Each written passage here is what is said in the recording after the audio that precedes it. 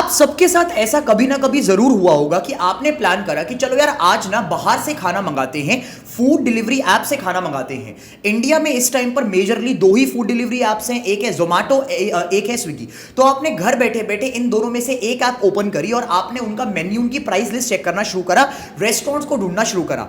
आपको एक रेस्टोरेंट का एक बर्गर पसंद आया जो कि ऐप में 100 रुपए का लिस्टेड था और आपके पॉकेट को वो सूट कर रहा था, तो आपने उस बर्गर को ऑर्डर करा। अब वो ऐप पर तो वो बर्गर आपको 100 रुपए का दिख रहा था, बट जब वो बर्गर आपके घर तक पहुंचा ऑन योर डोर स्टेप, आपको पता चला कि उस बर्गर का एक्चुअल रेट निकल कर आया 250 रुपए, जो कि डबल से भी ज्यादा अमाउंट का था। हुआ है ये चीज, राइट? आजकल बहुत ज्यादा कॉमन है। आपको ये लगता है कि आपने तो डबल से भी ज्यादा पे करा उस 100 रुपए के बर्गर के लिए, कि अगर आप वो बर्गर ऑफलाइन खाने जाते उस रेस्टोरेंट में तो 100 रुपए से कम में आपको वो बर्गर मिल जाता, बट क्योंकि आपने ऑनलाइन ऑर्डर करा, फूड डिलीवरी ऐप से सामान घर पर मंगाया, तो आपको 100 रुपए के बर्गर का 250 रुपए पे करना पड़ा।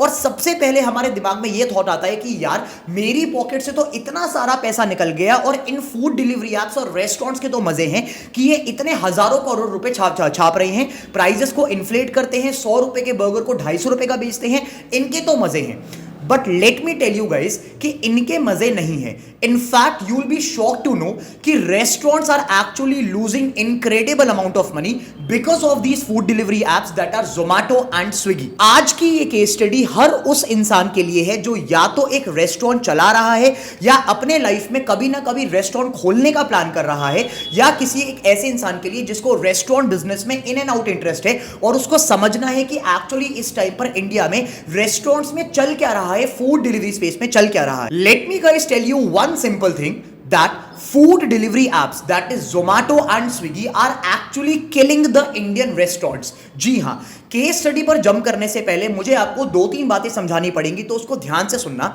दो मेन बातें, नंबर वन कि फूड डिलीवरी एप्स एग्जैक्टली काम कैसे करती हैं, इनका बिजनेस मॉडल, इनका रेवेन्यू मॉडल क्या होता है, और दूसरी बात कि रेस्टोरेंट्स आखिर इतना ज्यादा डिपेंडेंट इन फूड डिलीवरी एप्स पर आजकल क्यों हो रहे हैं। ऐसा क्यों है कि कोई भी रेस्टोरेंट अपने दम पर मार्केट में सर्वाइव नहीं कर सकता और कभी ना कभी उसको जोमेटो या स्विगी पर लिस्ट होना ही पड़ता है। Ladies and gentleman and the students of business, India में Zomato and Swiggy and all the other food delivery apps का जो प्राइमरी बिजनेस मॉडल है, जो प्राइमरी रेवेन्यू स्ट्रीम्स हैं, वो तीन मेजर कैटेगरीज में डिवाइडेड हैं। अगर आप कभी भी अपना आने वाले टाइम में रेस्टोरेंट ओपन करते हो और आप बोलते हो कि मुझे जोमेटो या स्विगी पर अपना रेस्टोरेंट लिस्ट करना है, तो जोमेटो या स्विगी या कोई भी और फूड डिलीवरी ऐप आपसे रेस्टोरेंट को रजिस्टर करने का कोई पैसा नहीं लेता। का मतलब रजिस्ट्रेशन चार्जेस नाम की कोई चीज नहीं होती। लेकिन फिर बात यह आती है कि फूड डिलीवरी ऐप्स एग्जैक्टली पैसा कैसे कमाते हैं। जैसा कि मैंने बताया कि इनकी तीन मेन रेवेन्यू स्ट्रीम्स हैं, तीन मेन बिजनेस मॉडल्स हैं। Number one, delivery charges. आपने देखा होगा कि जब आप किसी भी फूड डिलीवरी ऐप से खाना मंगाते हैं घर पर, तो वहां पर बिल में ऑनलाइन ऐप पर आपको दिखता है कि उस पर डिलीवरी चार्ज लिया जा रहा है आप लोगों से। का मतलब एक 100 रुपए के बर्गर पर 30-40 रुपए, 20-30 रुपए का डिलीवरी चार्ज लिया जाता है, जो कि कस्टमर से लिया जाता है। अब यहां पर एक बहुत बड़ी बात यह है कि शायद से आपको यह नहीं पता कि कस्टमर से तो फूड डिलीवरी के लिए डिलीवरी चार्ज लिया ही जाता है, प्लस रेस्टोरेंट से भी यह पैसा लिया जाता है। एग्जैक्टली, रेस्टोरेंट से Zomato and Swiggy and all the other food delivery apps commissions लेते हैं बेस्ड ऑन पर ऑर्डर, और यह कमीशन अप्रोक्सीमेटली 22% से एज हाई एज 28% तक होता है। का मतलब अगर एक रेस्टोरेंट 100 रुपए का सामान आपको दे रहा है, तो उसमें से 28 रुपीज वो जोमेटो या स्विगी को देगा रेस्टोरेंट से खाना आपके घर तक पहुंचाने के लिए। का मतलब जोमेटो एंड स्विगी आपसे कस्टमर से डिलीवरी चार्ज ले रहे हैं और उसी ऑर्डर को पूरा करने के लिए रेस्टोरेंट से 28% तक का कमीशन ले रहे हैं। यह है रेस्टोरेंट्स का पहला मॉडल, पहला रेवेन्यू मॉडल। दूसरा मॉडल रेस्टोरेंट्स का, दूसरा मॉडल जोमेटो एंड स्विगी का, फूड डिलीवरी एप्स का आता है बेसिकली एडवर्टाइजिंग का। अब इसका क्या मतलब है? इसका मतलब यह है कि जोमेटो या स्विगी आपका रेस्टोरेंट तो अपने यहां पर लिस्ट कर देंगे, बट क्योंकि इतने सारे रेस्टोरेंट्स लिस्टेड हैं उनके प्लेटफॉर्म पर, सिर्फ दिल्ली में ही, जहां पर मैं ये वीडियो शूट कर रहा हूं, हमारे दिल्ली में ही अप्रोक्स 3 लाख रेस्टोरेंट्स हैं जो कि जोमेटो या स्विगी पर लिस्टेड है, और बहुत सारी क्लाउड किचन्स हैं।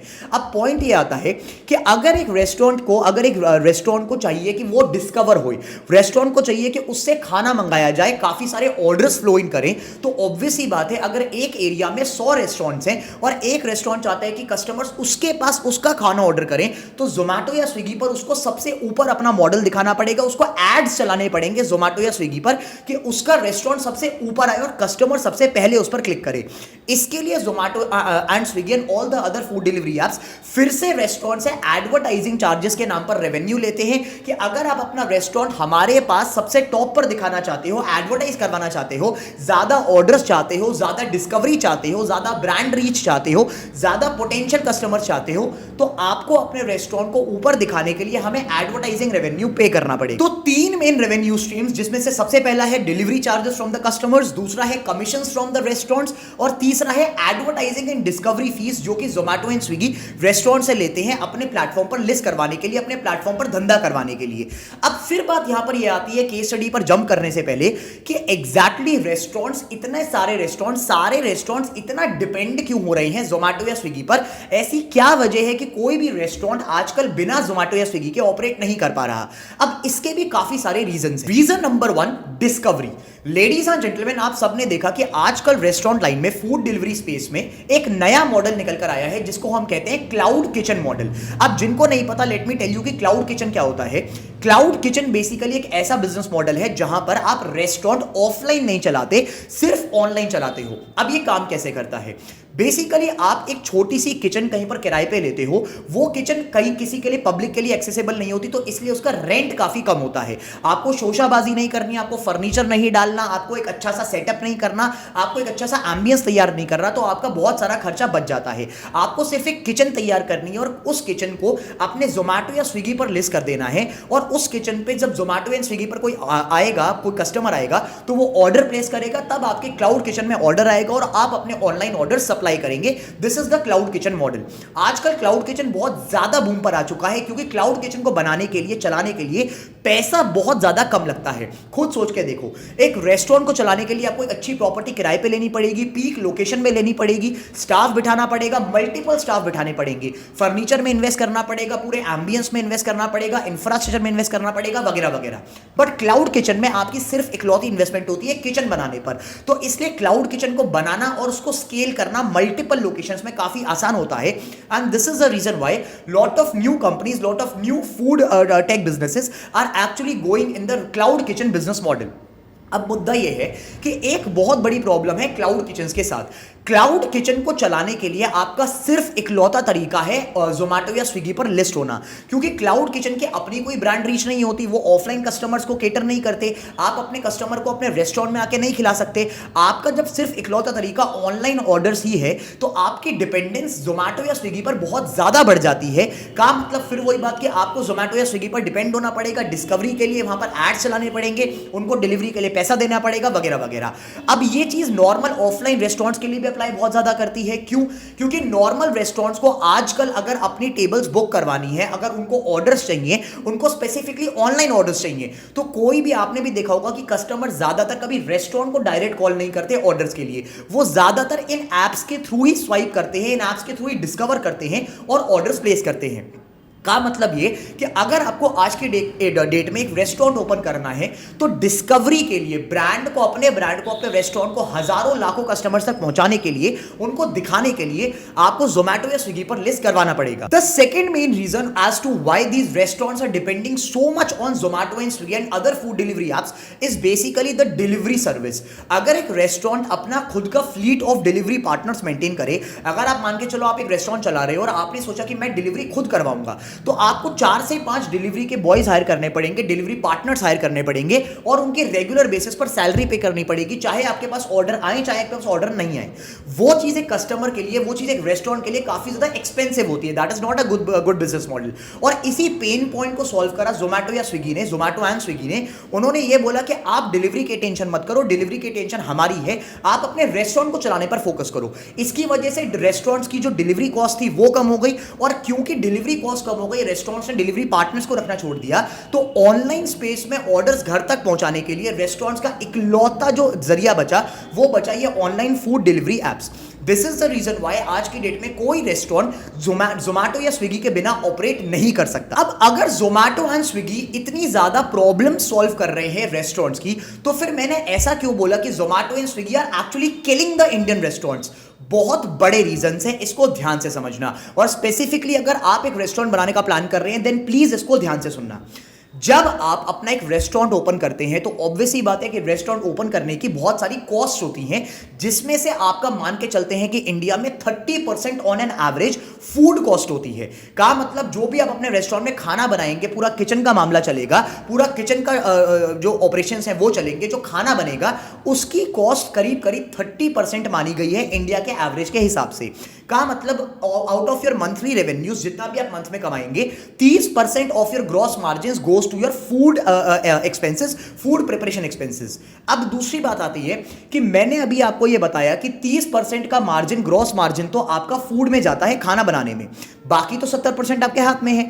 लेकिन मैंने अभी आपको यह बताया कि 70% आपके हाथ में नहीं है, क्योंकि आप आज की डेट में एक रेस्टोरेंट बिना जोमैटो या स्विगी के नहीं चला सकते। डिलीवरी के लिए जोमैटो या स्विगी को लेना पड़ेगा, डिस्कवरी के लिए एड चलाने पड़ेंगे, डिस्काउंट्स रन करने पड़ेंगे, वगैरह वगैरह। इसकी वजह से, क्योंकि मैंने आपको अभी नंबर्स प्रोवाइड करे थे कि आपको जोमैटो को ऑन एन एवरेज 22% से 28% का कमीशन देना पड़ता है, उसके ऊपर आपको एडवर्टाइजिंग का खर्चा देना पड़ता है, और उसके ऊपर आपको डिस्काउंट चलाने पड़ते हैं कि कस्टमर ज्यादा से ज्यादा आपके रेस्टोरेंट से ऑर्डर करें, जिसकी वजह से करीब करीब 50% margin up to 55% margin, gross margin यहां पर चले जाते हैं। इसका मतलब क्या कि आपके 100% मार्जिन में से 30% तो फूड कॉस्ट हो गई, 55% मार्जिन आपके जोमैटो या स्विगी ले गए, क्योंकि आपने इनकी डिलीवरी सर्विस ली, इनके ऊपर अपने एड्स रन करे और इनके ऊपर आपने अपने डिस्काउंट्स रन करे। तो आपके हाथ में अब 80-85% मार्जिन तो जा चुके हैं, आपके पास बचते हैं मोटे मोटे 15 से 20% मार्जिन।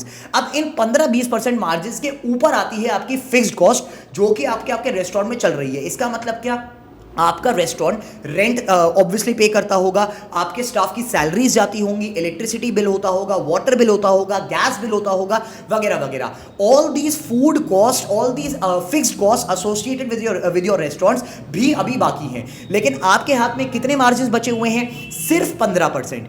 इसकी वजह से आज की डेट में, मैंने ये केस स्टडी पहले भी कवर अप करी थी, कि 90% रेस्टोरेंट्स इंडिया में 5 सालों के अंदर बंद हो जाते हैं, क्योंकि सामने वाले के पास मार्जिन ही नहीं होते कि वो अपना धंधा अच्छी तरीके से चला सके। अब आप ये बोलेंगे कि काउंटर पॉइंट आएगा मेरे पास, मुझे पता है कि मेरी कम्युनिटी इज वेरी स्मार्ट, तो आप लोग बड़े स्मार्ट कमेंट्स करते हैं, तो आप में से काफी लोग बोलेंगे कि सर आपने जो ये 50% मार्जिन खा गए आप, ये तो सिर्फ डिलीवरी वाले खाए। अगर मेरा एक रेस्टोरेंट है, मैं ऑफलाइन ऑर्डर्स ले रहा हूं, तो मेरे पास ऑफलाइन रेवेन्यू भी तो है। पर सर अगर आपके पास एक ऑफलाइन रेस्टोरेंट है, ऑफलाइन रेवेन्यू है, तो फिर ऑफलाइन एसोसिएटेड कॉस्ट भी तो उतनी है। आपने अपना इंफ्रास्ट्रक्चर डेवलपमेंट में पैसा डाला होगा, आपने फर्नीचर में पैसा डाला होगा, अपना एम्बियंस में पैसा डाला होगा, तो अल्टीमेटली कैपिटल उतनी ही लगाई, प्लस आपका स्टाफ उतने बड़े लेवल पर होगा कि आप ऑफलाइन रेस्टोरेंट को रन कर सके। आपकी इलेक्ट्रिसिटी का बिल, आपका रेंटल उतना ही ज्यादा होगा जितना आपका डेल्टा ऑफ रेवेन्यू इंक्रीज हो रहा है एक ऑफलाइन रेस्टोरेंट चलाने में।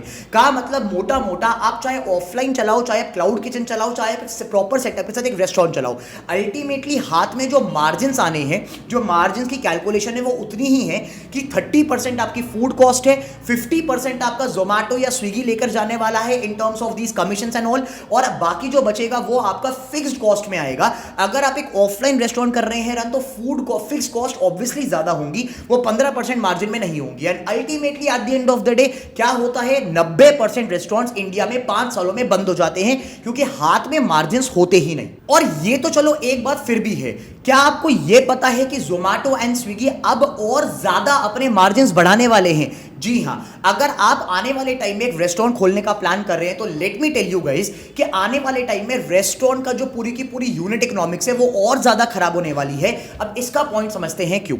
Zomato and Swiggy, both of them, Zomato तो लिस्टेड कंपनी हो चुकी है, सामने वाले ने अपने शेयर्स मार्केट में निकाल दिए, और स्विगी बहुत जल्दी प्रॉफिटेबिलिटी की तरफ बढ़ रहा है। अब क्योंकि जोमैटो एंड स्विगी दोनों का टारगेट है प्रॉफिटेबल होना, तो ऑब्वियसली बात है उनको अपना रेवेन्यू बढ़ाना पड़ेगा। आपने नोटिस करा होगा कि रिसेंटली जोमैटो एंड स्विगी दोनों ने अपने प्लेटफॉर्म पर एक चीज इंट्रोड्यूस करी जिसको कहा गया प्लेटफॉर्म फीस। अगर आप आज की डेट में जोमैटो या स्विगी किसी से भी एक ऑर्डर प्लेस करते हैं, तो 2 से 3 रुपए की एक प्लेटफॉर्म फीस नाम की चार्ज लगता है अलग। डिलीवरी चार्ज अलग है और प्लेटफॉर्म चार्ज अलग लगता है, क्योंकि जोमैटो एंड स्विगी को पैसा कमाना है, उनको प्रॉफिटेबल होना है। इसकी वजह से जोमेटो एंड स्विगी ये भी प्लान कर रहे हैं कि अब आने वाले टाइम में हम रेस्टोरेंट्स के कमीशन और ज्यादा बढ़ाएंगे, एडवर्टाइजिंग फीस और ज्यादा बढ़ाएंगे, ताकि हमारे पास पैसा आए और हम बहुत जल्दी प्रॉफिटेबल हो सके और अपने इन्वेस्टर्स को अच्छे रिटर्न्स दे सके। जोमेटो एंड स्विगी के लिए बहुत अच्छी बात है, बट बेकार बात है इंडियन कंज्यूमर्स और इंडियन रेस्टोरेंट्स के लिए, जिनको अब और ज्यादा पैसा बर्न करना पड़ेगा अपना रेस्टोरेंट चलाने में और एक खाना घर तक मंगवाने में। What are your insights about this entire case study? क्या आपको लगता है कि आने वाले टाइम में या आज की डेट में एक रेस्टोरेंट चलाना एक अच्छा बिजनेस साबित हो सकता है in spite of everything? Do comment down your analysis, your insights about this entire thing and let me know. Please comment down below अगर आप एक रेस्टोरेंट ऑलरेडी ओन कर रहे हैं, ताकि हमारी सारी कम्युनिटी को सपोर्ट मिले, हेल्प मिले आपकी इनसाइट से। अगर आपको वीडियो पसंद आई then please hit the like button, ताकि ऐसी केस स्टडीज इंडिया की हमारी प्यारी जनता तक बहुत ज्यादा पहुंचे और उनको समझ में आए कि बिजनेसेस की इनसाइट्स क्या होती हैं। अगर आपको ऐसी केस स्टडीज और चाहिए, please subscribe to the channel, hit the bell icon, क्योंकि इस चैनल पे हम बहुत सारा अच्छा वैल्यू वाला business, finance and social case studies वाला कंटेंट कवर अप करते रहते हैं। This was Shaurya Kaushik signing off from today's video. I'll see you guys in another case study very soon. Till then, stay tuned, take care, bye bye.